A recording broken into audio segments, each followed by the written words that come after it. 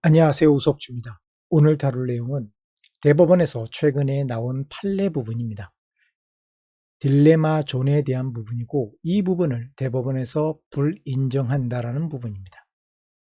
정지거리가 30에서 35m고 정지선까지는 8m인 경우 대법원은 그래도 정지하라 라는 식으로 이 딜레마 존을 불인정하는 판례를 이번에 발표를 했습니다. 구체적으로 그림으로 이 부분을 한번 살펴보도록 하겠습니다.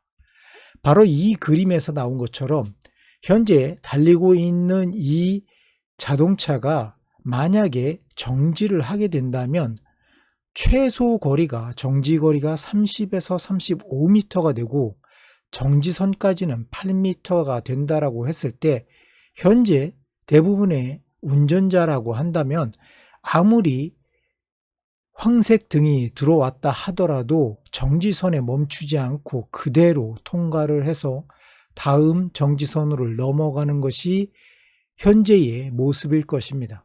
그러나 대법원은 이 부분을 위법하다라고 판단했다는 것이 이번 판례의 요점입니다. 굉장히 황당해 할 수도 있는 이 부분을 대법원은 왜 이런 식으로 판단했는가, 그 구체적인 내용을 한번 살펴보도록 하겠습니다.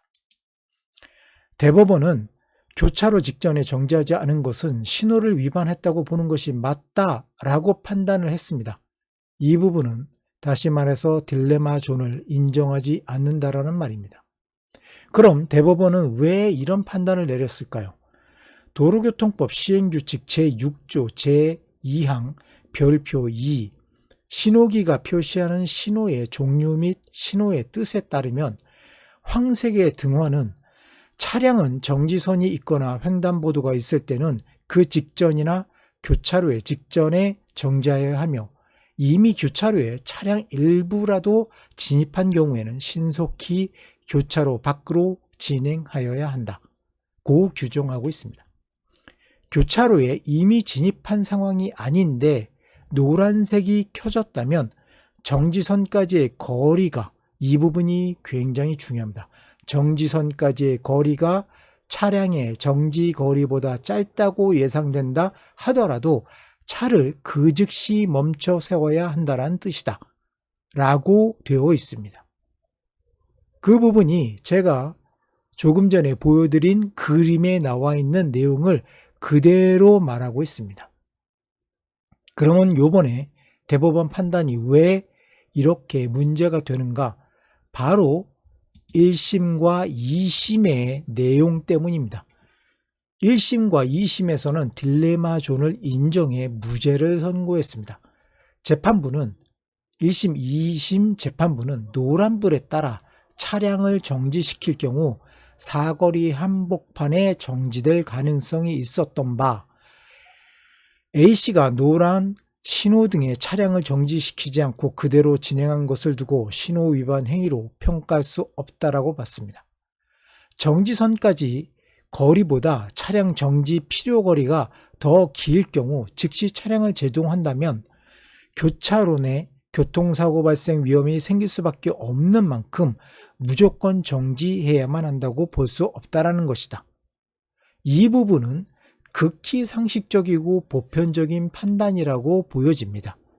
그런데 대법원은 1심, 2심과 상관없이 그럼에도 불구하고 무조건 정지를 해야 한다라고 이번에 판례를 남긴 것입니다. 그 근거는 앞에서 보신 것처럼 도로교통법 시행규칙이 있기 때문입니다. 결론을 본다면 1심, 2심은 딜레마 존을 인정하는 그런 판례를 남겼습니다. 차량을 정지시킬 경우 사거리 한복판에 정지될 가능성이 크기 때문에 이 부분은 현실적으로 전혀 효력이 없고 이 부분이 당연히 무죄가 되어야 된다는 취지입니다. 그러나 이게 현실 반영을 하였지만 시행규칙과 불합치한다라는 부분에는 문제가 발생할 수 있습니다. 이 부분을 지적을 해서 대법원은 딜레마 존은 불인정한다라는 판례를 이번에 낸 것입니다. 정지선까지의 거리가 차량의 정지거리보다 짧다고 예상된다 하더라도 차를 그 즉시 멈춰 세워야만 한다라는 것입니다. 이번 판례가 현실적인 반영은 전혀 없지만 시행규칙과는 합치되는 그런 대법원의 판례인 것입니다. 도로교통법 시행규칙은 행정안전부령에 의해 만들어졌습니다. 대법원이 행정안전부령을 근거로 현실성 없는 판단을 내리는 것이 사회 질서와 국민의 안녕을 지키고 수호해야 하는 사법부 최고기관의 결정이라는 것이 매우 아쉽다라는 판단입니다. 그렇다면 이 부분에 대해서 누구의 책임인지 저는 다음 영상에서 확인해 보도록 하겠습니다.